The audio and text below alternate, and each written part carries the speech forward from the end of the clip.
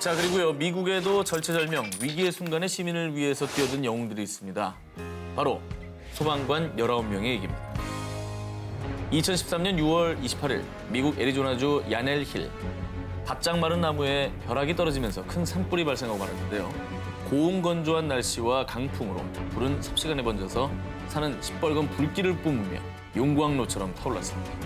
정말 그 누구도 진입할 수 없는 상황. 하지만 19인의 소방관은 이 불길 속으로 뛰어들었는데요. 이들의 다른 이름은 바로 핫샷. 핫샷? 핫샷? 이게 어떤 의미를 가지고 있는 거예요? 이 핫샷은 미국 최정예 엘리트 소방관으로요. 일반 소방대원과는 다르게 산불이 발생하면 최전방에 투입돼서 방화 차단선을 치는, 즉 산불 진압 전문 요원을 핫샷이라고 합니다. 약간 소방관 중에서도 특수부대, 특공대 이런 느낌인 거군요. 그렇죠. 정말 핫샷의 임무와 역할이 굉장히 중요하겠어요. 맞습니다. 그래서 애리조나주 야넬 힐 화재에도 긴급 투입된 19인의 핫샷 요원인데요. 이들은 일반 소방 호스가 아닌 톱과 도끼, 불을 붙이는 토치를 들고 불이 난 곳에 반대로 달려가서 불이 번질 염려가 있는 풀이나 나무를 먼저 자릅니다. 또 땅을 파서 경계선을 구축한 뒤 맞불을 놓아서 불길을 잡는데요. 이렇게 불과 사투를 벌이고 있는 그때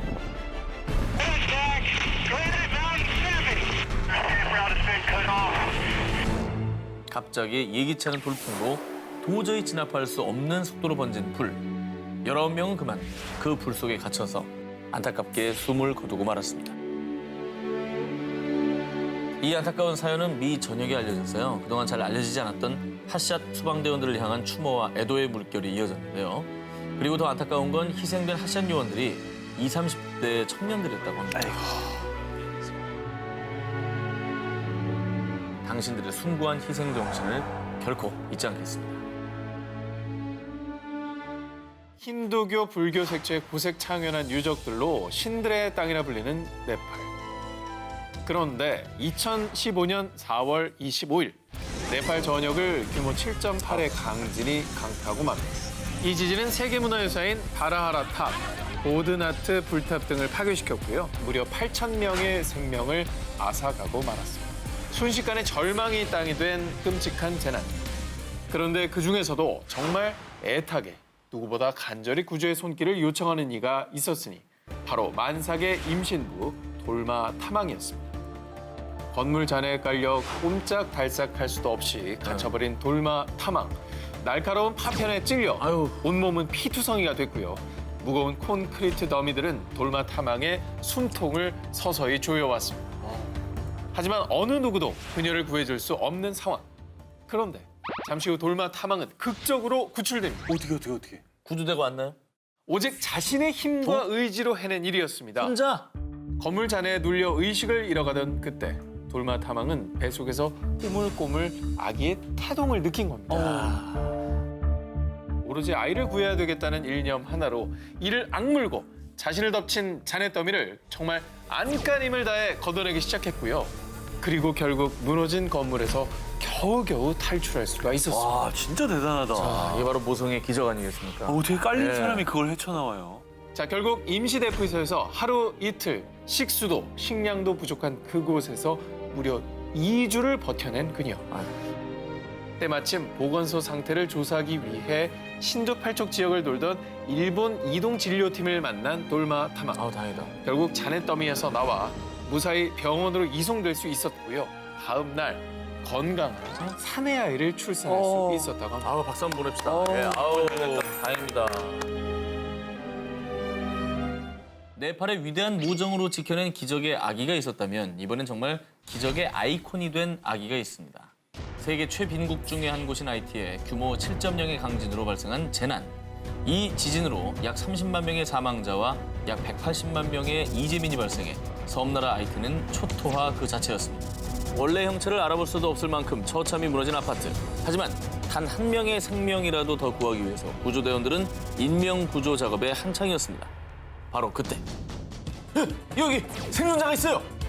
그런데 아기예요, 아기. 이 아기는 고작 생후 넉 달밖에 안 된 정말 너무나도 가냘픈 아기였는데요. 이 아기가 건물 잔해 속에서 버틴 시간이 무려 96시간. 96시간. 상상을 초월하는 시간입니다. 나흘. 그렇죠. 닷새? 와. 하지만 건물잔에 눌려서 아기의 머리에는 금이, 갈비뼈도 부러져 있던 상황이었습니다. 정말 한시라도 빨리 수술을 받아야 하는 급박한 상황이었습니다. 그러나 안타깝게도 아기가 있었던 곳은 수술이 불가능한 임시 천막 보호소였습니다. 결국 고민 끝에 구조팀은 아기를 유엔 트럭에 태워서 공항에 보냈고요. 미국 마이애미에 있는 병원으로 긴급 후송. 그리고 그곳에서 장시간의 수술 끝에 정말 다행히도 아기는 무사히 생명을 지킬 수 있었습니다. 기적입니다. 다 무너져요. 진짜 다행이다. 정말 다행이죠. 자, 그런데요, 기적은 여기서 끝이 아니었습니다. 이 아기의 부모도 생존에 있었습니다. 다행히 겨우 목숨을 건진 엄마 나디는 이 아비 교환의 현장에서 자신의 딸 제니를 찾기 위해서 남편과 함께 온 병원을 다 찾아다녔다고 합니다. 아이의 이름이 제인이었군요. 그렇죠. 네. 수소문 끝에 제니가 수술 때문에 미국에 보내진 걸 알게 됐고요. 무려 84일 만에 딸 제니와 엄마 아빠는 만날 수가 있었다고 합니다. 30만 명이 넘게 목숨을 잃은 대참사였습니다. 하이티 대지진. 이 속에서 제니는 수많은 이재민들에게 아직 희망은 있다라는 메시지와 함께 기적의 소녀로 불리며 큰 감동을 안겨줬다고 합니다. 네. 작년 여름은 전 세계적으로 유난히 덥고 건조했습니다. 그래서 산불 소식이 많았는데요.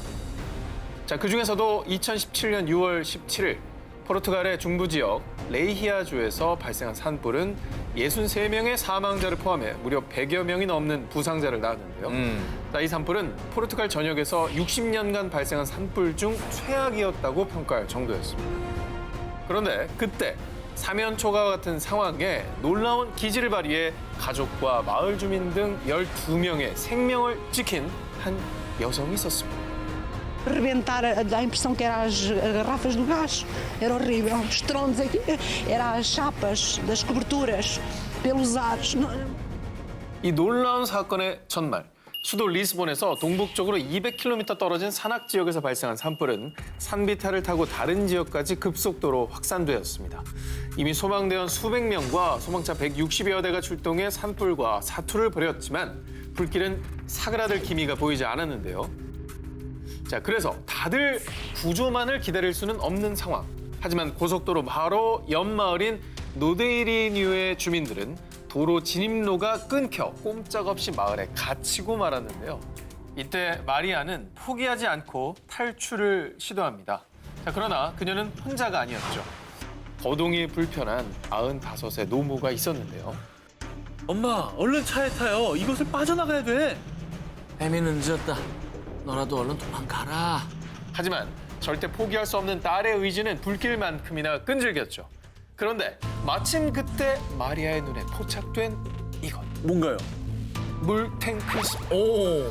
자, 물탱크를 보고 불을 피할 수 있는 안전지대라고 생각한 그녀. 이윽고 그녀와 어머니 그리고 마을 주민을 포함한 12명은 이 물탱크에서 서로의 몸에 물을 끼얹으며 무려 6시간을 버텨냈고요. 무사히 가족과 주민들은 화마에서 벗어날 수 있게 되었다고 합니다. 아유, 다행이다. 그러니까 그 열기가 올라오고 그러니까 계속 물을 껴준 거예요. 게다가 불만 중요한 게 아니라 사실 열이 열이 컸어요. 중요해. 네, 이거에 당하는 사람이 굉장히 그렇죠. 많은데 마리아의 기지가 아니었다면 꼼짝없이 불길에 갇힐 뻔한 사람들. 자, 꼭 기억하시길 바라겠습니다. 그 어떤 재난에서도 절대 포기해서는 안 된다는 걸 말이죠. 2010년 4월 14일 오전 7시 49분경 중국 칭하이성 위수현에서 규모 7.1의 강진이 발생했습니다. 이 지진으로 인근에 있는 제1민족중학교는 기숙사를 비롯해 교직원 숙소, 강의동 건물까지 맥없이 무너져 내렸습니다. 아유, 오전 시간이고 학생들도 많았을 텐데 피해가 굉장히 컸겠어요. 그런데요, 놀랍게도 이 학교에 있던 학생과 교직원 903명 중 부상자는 단 한 명도 없었습니다. 아니, 찰과상도 없었다고요. 없었습니다. 말이 됩니까? 사망자도 없습니다. 아니, 지진이 뭐 3, 4도 아니고 7이라면서요. 7이죠. 이 대규모 강진이 발생하기 2시간 전 모두 밖으로 나가세요. 어서 일어나. 집합! 집합! 한 남자가 외치는 다급한 목소리에 학생들은 영문도 모른 채 모두 일어나서 밖으로 나왔습니다. 전교생을 깨운 이 남자의 정체. 누구예요? 제1민족중학교의 부교장 엘리 도어더였습니다. 그는 숙직하던 중에 평소와는 다른 이상한 낌새를 느끼고 잠에서 깼습니다. 대단하다. 그런데 불과 1시간이 조금 지났을 무렵에 땅이 움직이고 산이 흔들리기 시작했습니다. 이윽고 벽돌 건물인 기숙사는 바로 주저앉았고 세상에. 학교 건물 지붕도 맥없이 떨어지고 말았습니다. 피신하지 않았더라면 전교생이 저 안에 갇혀서 처참한 참변을 당했을 뻔한 거죠. 그 혹시라도 말 안 듣고 그냥 누워 있는 애들이 있었으면 큰일 날 뻔한 거 아니야? 근데 뭐 다행히 한 명도 없었던 거죠. 전원 구조니까. 한편 옐리 도어더 부교장이 이런 기지를 발휘할 수 있었던 까닭. 2년 전에 있었던 중국 쓰촨성 대지진 이후에 수시로 지진에 대비해 연습을 해왔는데 정말 학생들이 무사해서 다행입니다. 사실 그냥 이런 경험을 헛되이 이렇게 넘긴 게 아니라 다 기억하고 있다가 그 기지로 이제 학생들을 살린 거잖아요. 그렇죠. 아, 정말 그때 노력이 헛되지 않은 것 같아요. 네. 형형색색의 트리와 거리마다 울려 퍼지는 캐럴. 가족들과 함께하는 행복한 연휴 크리스마스. 그런데 자, 이 크리스마스의 여운이 채 가시지도 않은 그날 세계를 큰 안타까움에 빠뜨린 대재앙이 일어나고 맙니다. 바로 지난 2004년 12월 26일 인도네시아를 덮친 거대한 쓰나미. 아유, 쓰나미. 이 일로 쓰나미란 용어가 많은 맞아요. 분들께 알려지기도 했었죠. 맞아요. 예. 당시 인도양 쓰나미로 희생된 목숨만 23만 명. 그중 인도네시아 수마트라 섬 북부에서만 무려 17만 명의 부상자와 이재민이 발생했는데요. 자, 이때 수마트라 섬 북부 아체에 살고 있던 세프티 랑구티의 가족도 이 불행을 피해갈 수 없었습니다.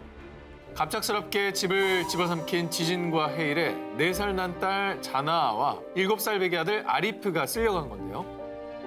남편 세프티 랑구티와 아내 자말리아는 남매 행방, 아니 생존 여부조차 알 수 없어 무척 괴로워했고요. 쓰나미에 휩쓸려간 자식들을 찾기 위해 온 동네에 전단도 붙이고 또 정부에 찾아달라고 요청하는 듯 밤낮 없이 매달렸습니다. 그렇게 한 해 두 해를 보내며 자녀들을 찾아 헤맨 시간만 10년. 하지만 희망을 버릴 순 없었는데요. 자, 그러던 어느 날 누나, 나 지금 자나랑 똑같이 생긴 여자를 봤어. 자, 자말리아의 동생이 잃어버린 조카와 똑 닮은 소녀를 목격했다고 한 건데요. 소녀의 현재 나이는 14살. 자말리아의 딸이 4살이었을 때 행방불명되었으니 나이도 이게 딱 맞는 겁니다. 맞네요. 자, 그리고 이 소녀는 자신이 쓰나미에 휩쓸렸다가 한 어부에 의해 구조된 거라고 얘기를 한 건데요. 그래서 그 말을 듣자마자 한달음에 소녀가 있다는 섬으로 달려가 극적인 만남을 가진 부부. 소녀를 마주하자마자 한눈에 자신의 딸임을 느꼈다고 합니다. 또 부부의 딸 자나 역시 엄마 자말리아에게 안기는 순간 마치 오래전부터 함께 지내었던 것처럼 익숙하고 편안한 기분을 느꼈다고 합니다. 아이고. 말 한마디 안 섞고도 보자마자 이렇게 끌어안고 서로가 엄마, 딸임을 알 수 있다는 것 자체도 기적인 것 같아요. 그러니까 서로의 얼굴만 봐도 아는 이게 거죠. 내 엄마인 줄 아는 거죠. 표정만 봐도. 2017년 8월 이탈리아 이스키아 섬 북부에 위치한 마을 카사미촐라 테르메를 강타한 규모 4.0의 지진. 여러 채 건물이 붕괴하면서 마을은 그야말로 아비규환이 되었는데요. 자, 그런데 이때 어른스러운 기지로 두 동생의 목숨을 구한 11살 꼬마 영이 있습니다. 자, 이 꼬마의 이름은 치로 마르몰로. 자, 치로는 생후 7개월 그리고 7살 난 동생들과 취침 준비를 하고 있었습니다. 자, 그런데 정말 예고 없던 지진이 발생하면서요. 순식간에 2층 집이 와르르 무너져 치로와 동생들은 건물 잔해 속에 갇히고 맙니다. 자, 한편 사고 직전 욕실과 주방에 있던 부모님은 구조대의 도움으로 창문을 통해 가까스로 빠져나올 수 있었는데요. 하지만 문제는 삼형제. 켜켜이 쌓인 건물 잔해 더미에서 몸집이 작은 어린 삼형제를 찾아내는 건 매우 어려운 일이었습니다. 그렇게 삼형제의 생사를 가르는 시간이 속절없이 지나고 있을 무렵 이 시그널의 정체는요. 11살 맏형인 치로가 빗자루 손잡이로 큰 시멘트 잔을 톡톡톡 치면서 자신들의 위치를 알린 소리였어요. 아우, 다행이다. Lo so perché stiamo arrivando, Marco! Stiamo arrivando, non ti preoccupare! 그래도 똑똑하네요. 그렇죠. 결국 7호의 기지 덕분에 구조대는 삼형제가 파묻힌 위치를 파악할 수 있었고요. 지진 발생 7시간 만인 새벽 4시. 생후 7개월인 동생을 먼저 구출. 뒤이어 7시간 뒤인 오전 11시엔 7살 동생을, 그리고 맏형 7호는 제일 마지막으로 지진 발생 16시간 만에 구조될 수 있었습니다. 아유, 어른스러워라. 본인도 얼마나 놀랐었겠습니까. 근데 당시 같은 방에서 자고 있던 둘째 동생을 깨워서 침대 밑으로 데려가 피신을 먼저 시켰던 겁니다. 대단하다. 자, 위기의 순간 놀라운 기지로 동생의 목숨을 구한 꼬마 영웅 7호. 아주 칭찬해. 2004년 12월 인도네시아의 수마트라 해안에서 규모 9.1의 지진이 발생해 23만 명이 목숨을 잃었습니다. 2010년 칠레에서는 규모 8.8의 지진으로 500여 명이 사망했습니다.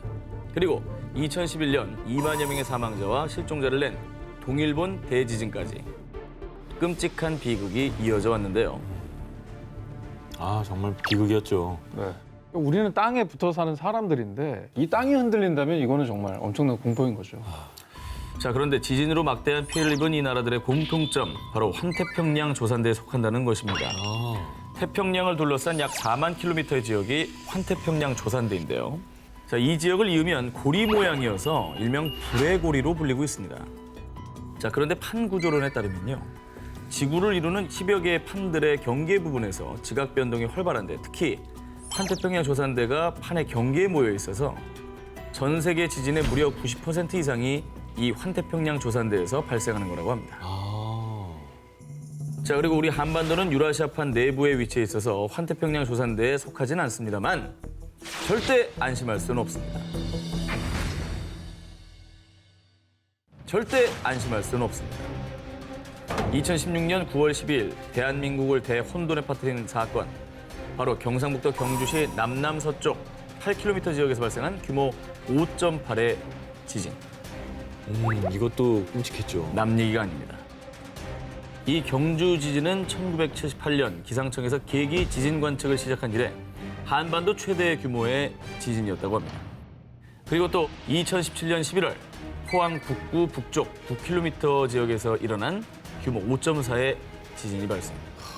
이에 무려 2천여 명의 이재민이 발생했습니다. 그리고 건물 956채가 파손되는 등 막대한 피해가 발생했죠. 자, 그런데 말이죠. 놀라운 건 경주와 포항에서 발생한 지진이 2011년 발생한 동일본 대지진에 영향을 받았다는 주장이 나오고 있습니다. 그 영향으로 한반도에서 지진이 일어난 거예요? 그렇죠. 국내 전문가들에 따르면요, 동일본 대지진 당시 발생한 엄청난 에너지가 우리나라에까지 영향을 미쳤고요. 이 충격에 단층이 헐거워지면서 작은 충격에도 지진이 발생할 수 있다는 것입니다.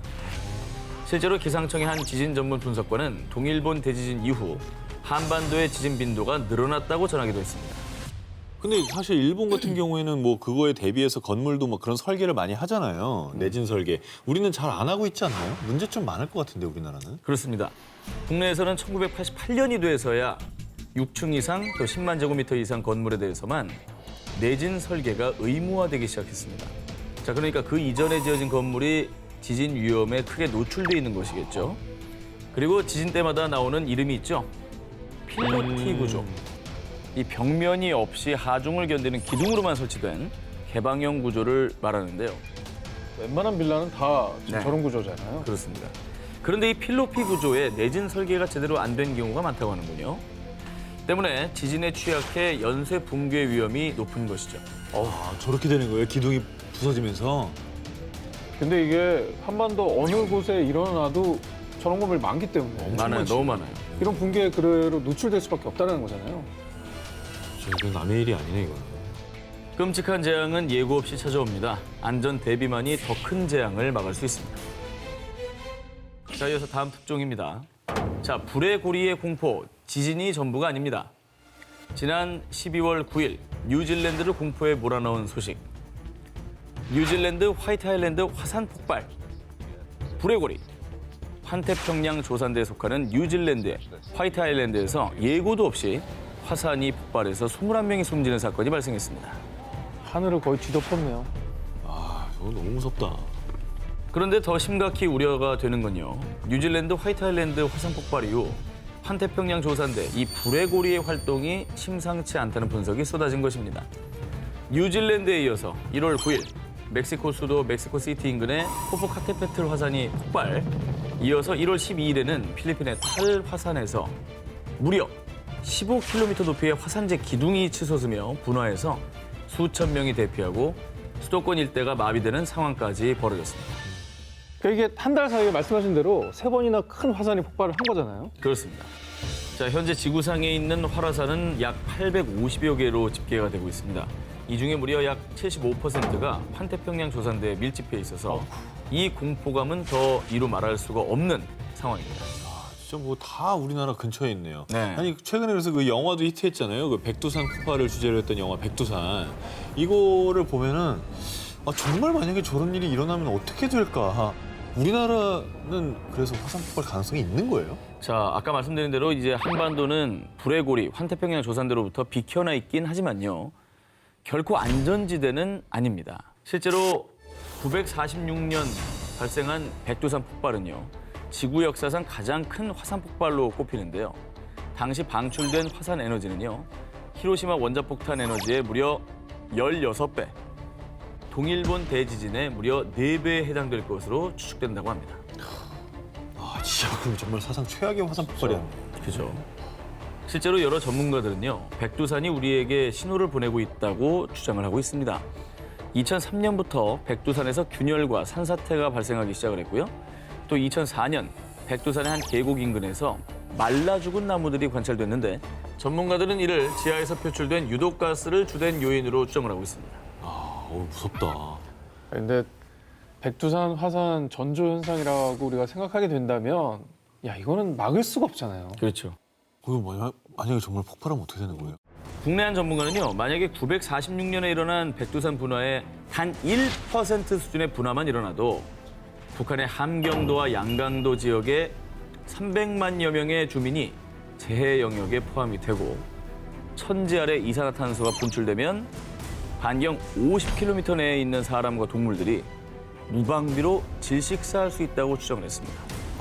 진짜 무섭다. 지하 깊은 곳에서 여전히 들끓고 있는 마그마. 재앙을 미리 막을 수 있는 시스템 구축과 재해 대응에 대한 매뉴얼 반드시 꼭 마련돼야 할 것 같습니다. 지난 2017년 9월에 전해진 충격 보도. 한반도 생물 안보 위협. 한반도를 덮친 위협적인 존재는 바로 붉은 불개미였습니다. 어찌나 피해가 극심했는지 살인개미로까지 불렸던 녀석입니다. 붉은 불개미, 크기는 약 2.5에서 6mm에 불과합니다. 하지만 꼬리 부분에 치명적인 독성 성분인 솔레놉신이 포함된 날카로운 침이 있는데요. 이 침에 쏘이면 마치 화상을 입은 듯 심한 통증이 일어나고요. 심할 경우에는 호흡곤란과 의식 장애 등의 쇼크 증상을 유발, 자칫 사망에까지 이를 수가 있습니다. 이 남미가 원산지인 붉은 불개미는요, 현재 세계 자연보호연맹에서 지정한 세계 최악의 외래 침입종 중에 하나입니다. 1930년대 미국을 시작으로 호주, 뉴질랜드, 필리핀, 일본, 중국 등 전 세계로 계속 확산되고 있는데요. 정말 무서운 녀석인 게 이 붉은 불개미가요, 식물의 씨는 물론이고요, 심지어 새 둥지를 공격해서 어린 새를 잡아먹기까지 합니다.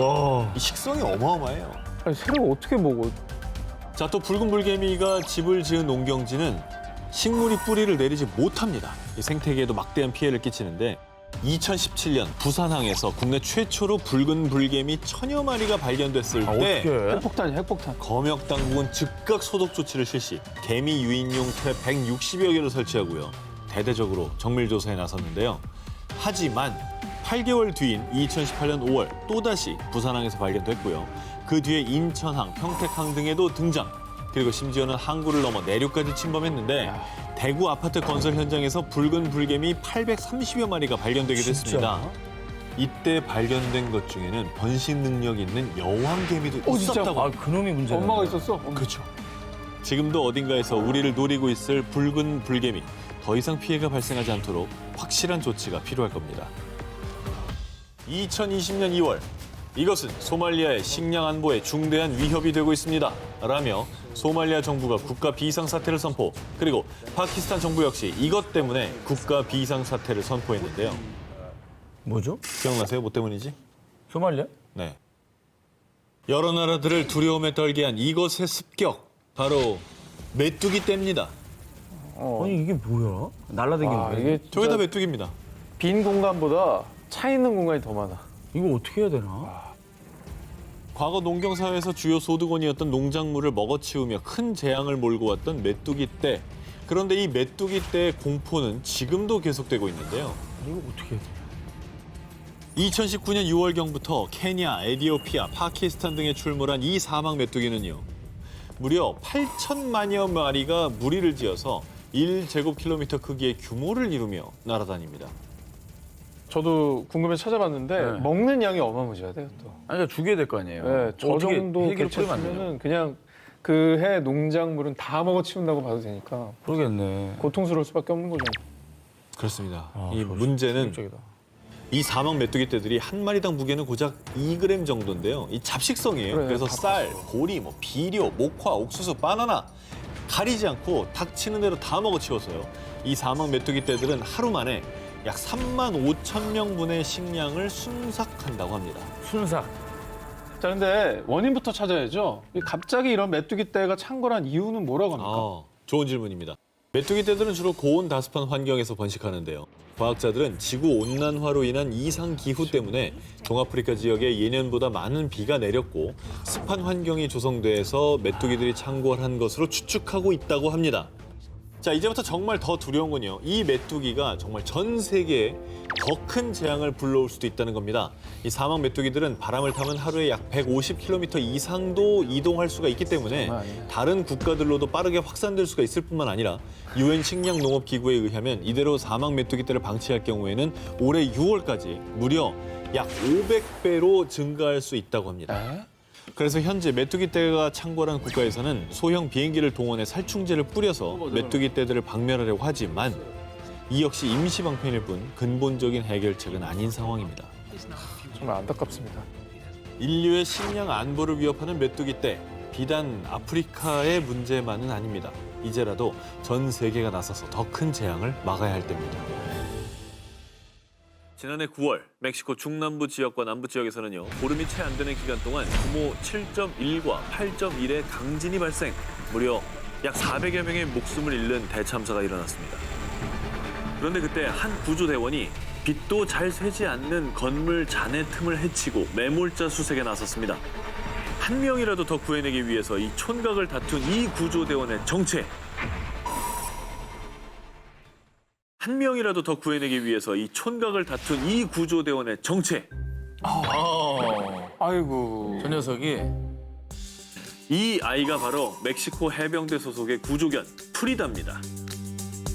2살 때부터 구조 훈련을 받은 어엿한 6년차 베테랑 구조견인데요. 각종 재난 현장에서 잔해에 매몰된 시민들의 위치를 찾아서 소방대원들에게 알리는 것이 이 구조견 프리다의 임무고요.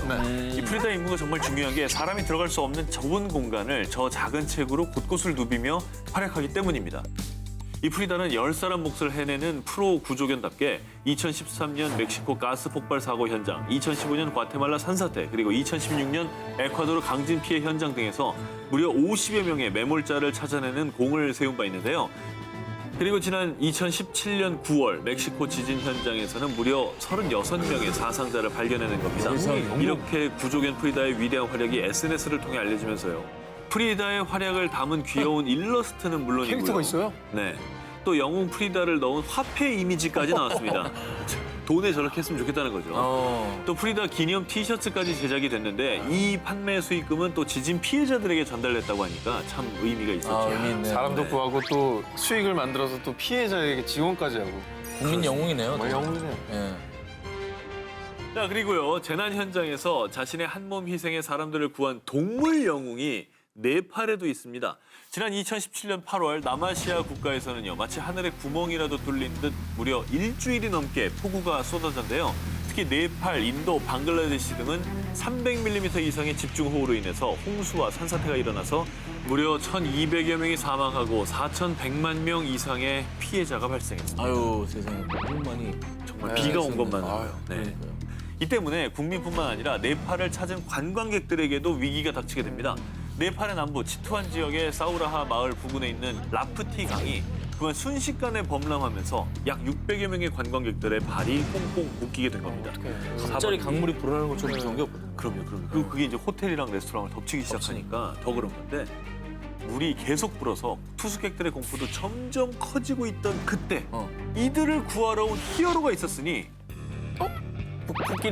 코끼리입니다. 12마리의 코끼리 구조되었습니다. 1분 1초가 시급한 상황에서 인명구조에 긴급 투입된 이 코끼리들이요. 정말이지 구조요원으로서의 사명감이 있는 듯이 차오르는 강물에도 겁내지 않았고요. 차분하게 3-4명의 사람을 등에 태우며 안전한 장소로 이동, 신속한 구조 작업을 펼쳤습니다. 소름 돋는다. 무릎을 꿇었어. 사람도 다 소름 돋아, 소름 돋아. 어머머. 아니 근데 궁금한 게 네. 어디에서 온 코끼리들인지. 아, 그쵸. 궁금하시죠? 그거 궁금해요. 사실은 이 흙탕물을 가르며 인명구조에 나선 코끼리 구조대 정체가요. 인근에 있는 치투안 국립공원 소속으로요. 관광객들을 태우고 사파리 투어를 하는 코끼리들이었다고 합니다. 이제 이해가 좀 되시나요? 이게 좀 사람한테 좀 익숙했던 거구나. 그렇죠. 태우는 것도 익숙하고. 네. 완전 야생이 네. 아니었구나.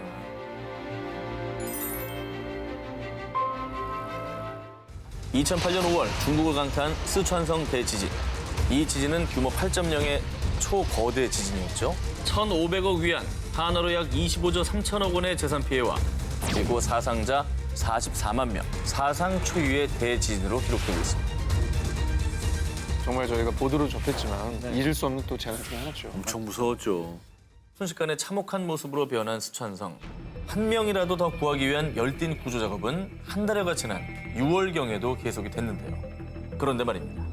건물 잔해 더미에서 구조를 기다리고 있던 건 사람이 아니었습니다. 바로 돼지였습니다. 정말 놀랍게도 뒷다리에 난 작은 상처만 빼면 거의 멀쩡했다고 합니다. 이 와중에 그런데 좀 합성 아닙니까? 아닙니다. 저 공간에 저렇게 숨어 있었던 것이죠. 36일 만에 스촨성 대지진 현장에서 구조된 돼지의 사연이 알려지자 기적의 돼지다. 아니 이건 저팔계의 부활이야. 라며 찬사를 쏟아냈습니다. 그리고 이 돼지는 기적의 돼지로 등극을 하며 청두에 위치한 지엔촨 역사박물관에 입양이 됐고요. 지금까지도 박물관 관장님의 보살핌 아래 박물관에서 잘 지내고 있다고 합니다. 다행이네요. 다행이네.